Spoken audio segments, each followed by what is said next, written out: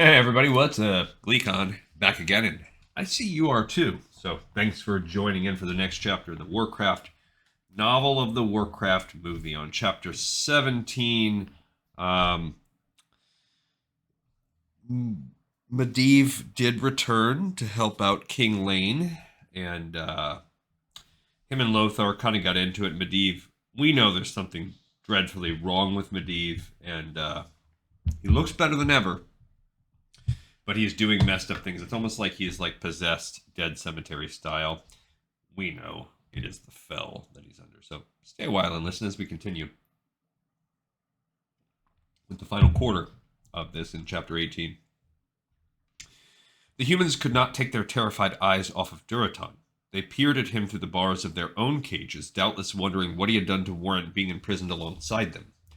Or perhaps they feared he was there to trick them and torture them more somehow. Duraton regarded them sadly.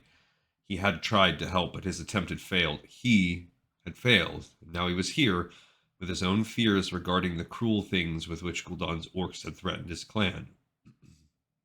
"Hey, Frostwolf!" shouted his guard. Duraton took his gaze away from the humans and frowned. Orgrim Doomhammer was striding up to Duraton's cage. The Frostwolf chieftain tensed. What new horror had his once brother come to inflict? The guard stepped into Orgrim's path. Orgrim's steady pace did not falter. He merely raised the Doomhammer and casually swung it down to crunch the startled guard's head. He did not rise. Orgrim bent to pick up the guard's key, and his eyes met Duraton's. With the same casualness Orgrim had just displayed in killing the guard, Duraton said, "Now you are enemies with all sides." "I'll tell them it was you," Orgrim responded. Duraton, with the knowledge of years of friendship, noticed that Orgrim's hands trembled ever so slightly as he unlocked the cage. He glanced at Duraton, who sat quietly while Orgrim unfastened the shackles about neck, feet, and hands. He extended a hand to his chieftain, and Duraton took it. Slowly, wincing with feigned stiffness, Duraton let Orgrim help him to his feet. The two regarded one another for a moment, then Duraton struck his old friend savagely in the chest. Orgrim stumbled back against the twisted wood of the cage, falling. Instead of striking back, he simply sat there, his head lowered. This has got to go down as potentially the shortest turnaround on a betrayal in all of movie or literary. It's got to be out there. Finally, Duraton spoke. It was almost like they maybe should have found someone else to help to be the traitor, like just a random no-name, because the quickness of the turnaround, the overall character building they did between these two, it just doesn't make sense. Finally, Duraton spoke. "What happened?" Orgrim looked him full in the face. "I am sorry, Duraton. I did not see how we could side with the humans against our own kind. I was wrong, my chief. Gul'dan's fell magic is destroying us." Duraton closed his eyes, wanting the last few suns back, wishing things were other than as they were. But that way lay madness. He extended a hand to Orgrim. Orgrim took it and rose. Forcing himself to speak calmly, Duraton asked the question that was uppermost in his heart. "Where is Draka?" "Safe. She and the baby, both. But the rest, most of them..." Orgrim's pain and regret was naked on his face, and in the gray dawn light, Duraton could see tears in his eyes. It was too late for tears. Too late for apologies, regrets, forgiveness. Pain, grief, rage surged inside Duraton, but he quelled them ruthlessly. He would be stone. It was the only way he would survive long enough to do what he needed to do. He turned away from Orgrim, the betrayer, but Orgrim's voice called after him. "They wouldn't follow him if they could see what he has become. Then I'll show them." Gul'dan's orcs had set the Frostwolf camp on fire in an attempt to burn all that remained of Frostwolf culture. Most of it had burned out, but here and there flames still climbed into the night. The awful light revealed without remorse a camp in shambles, and the wall Duraton had built about his heart threatened to crumble. He had to force himself to walk forward, to see what Gul'dan had done to his people in return for what Duraton had done to him. There were far fewer bodies than he had expected. Duraton did not dare allow himself to hope that this meant that his people had succeeded in fleeing unharmed. No, more likely, Gul'dan had taken them alive to use as fuel for the fell. The corpses he did discover lay where they had fallen. The ultimate disrespect. Some of them were charred by the fire. Here lay Kagra, Zarka, Dekrol, even Shaksa and her siblings, the ebullient Nizka, and the toddler Kelger. It's messed up. He made his choice to protect not just them, but all the orcs, this very world. Durotan knew in his bones that it had been Gul'dan's death magic, the Fel, that had destroyed Draenor, and would eventually destroy this world, this Azeroth as well, and the orc people along with it. But he had underestimated the bitterness of the cost. Never had he thought that Gul'dan would give the word to obliterate an entire clan, including its children. There were brief flares of gratitude. Orgrim had spoken the truth about Draka and Little Goel, at least. While all their food, clothing, furnishing, and weapons, including Thunderstrike and Sever, had been taken to serve the needs of more loyal orcs, there were no mutilated bodies lying on the bare earth, nor did he see any sign of the aged, blind Drekthar or his attendant Palkar, or of their ritual items. Had they been taken, fuel for the fire, or had they escaped? Durotan's eyes fell on a Frostwolf banner. It had survived the fire, though it was singed at the edges.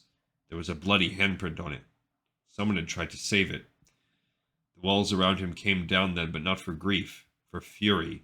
Durotan reached to pick up the banner and clutched it tightly while he let white-hot rage run unfettered through him.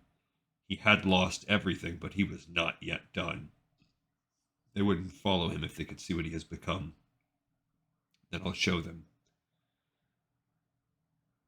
Hope, thought Lane as he rode through the torchlit night streets of Stormwind, was perhaps the most powerful weapon of all, and sometimes it was the only weapon.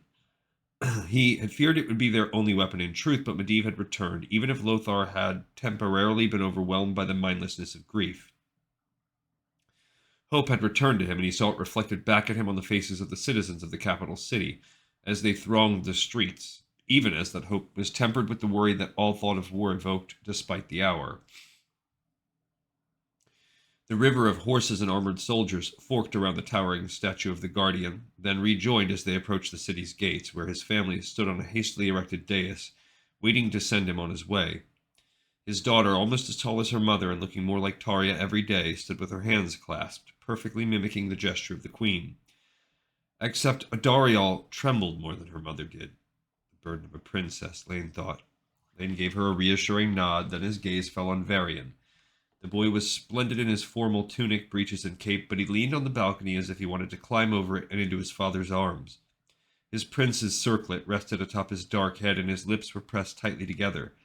The expression made him look stern, but it tugged at Lane's heart. He knew it meant the boy was struggling to hold back the tears that made his eyes shiny. Too smart for his own good, that one. Lane and Tarya had said all the reassuring things to their children, and truly, with Medivh restored and at his side, Lane felt more confident than he had since the whole horrifying ordeal had begun, but Varian picked up on the subtle glances, on the things unspoken. He would be a king, one good king one day, but hopefully not too soon.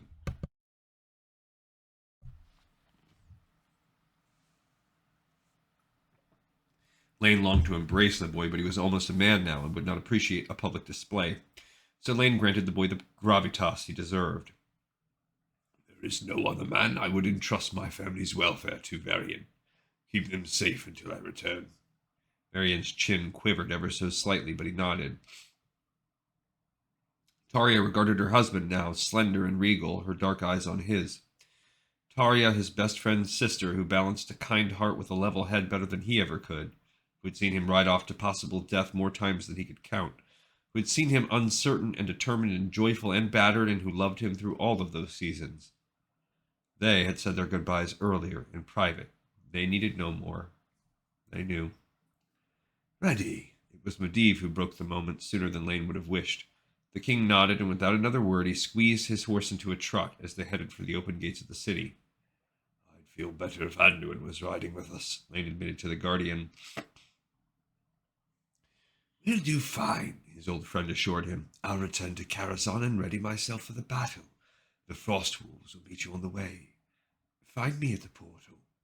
He turned his horse around and cantered off, doubtless to find a quiet spot to create a portal of his own. Outside the gates, the 3 legions, all that they would need according to Medivh, awaited their commander.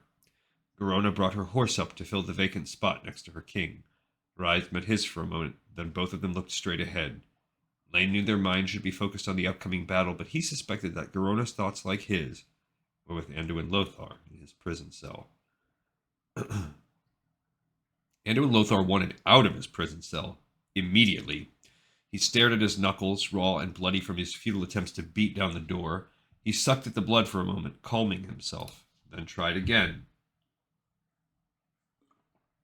"God," he smiled and spread his hands. "It's clear this door is solidly built. I'll save my fighting for defending the realm. I know you're just doing your job, and a good one at that, but I've cooled down now, so if you just come and open this cage, so I can protect the king." The smile hurt his face, and he could still taste the coppery blood. The armored guard, holding a poleaxe at the end of the hallway, was having none of it, however. The guard didn't move. Lothar snarled and punched the door again, making it clang in protest, and the soldier cringed. "Open the cage!" he screamed. The guard stepped forward, mindful to keep a safe distance between him and the enraged warrior in the cell. "Commander, please, I'm just following my..." Lothar hurled his tankard at the frustrating man, completed the phrase, muttering orders, when the guard suddenly disappeared in white smoke and a crackle of blue lightning. In his place stood a terribly perplexed-looking sheep. It bleated unhappily as Lothar, who, also terribly perplexed, looked at the hand that had hurled the tankard and wondered what he'd done. All became clear when Khadgar emerged from the shadows, snatched up the sheep guard's keys from the floor, and hurried to unlock Lothar's door. "Where the hell have you been?" Ungrateful, Lothar thought, but sincere. Khadgar turned the key and the door swung open. The boy looked like he had aged 10 years. "The Kirin Tor," the mage said. Following Lothar's gaze on the sheep, he added, "It only works on the simple-minded." He dropped a bag containing Lothar's sword and armor on the floor. "Your armor, Commander," he said to Lothar, and to the sheep, "Sorry." He looked about and spied a cold brazier. "We've got a full day ahead of us," he told Lothar, sticking his hand in the brazier and grasping a piece of burned wood while Lothar threw on his armor. Bending, he began to sketch a circle. "I just hope we're not too late," Lothar said. Khadgar looked up. "We can't go after them, not if you want to save Azeroth." Lothar, already at the door, whirled around. "My king needs me." "Azeroth needs you more," Khadgar shot back. "If you want to save your king, we have to stop Medivh first." Lothar had never been more torn in his life.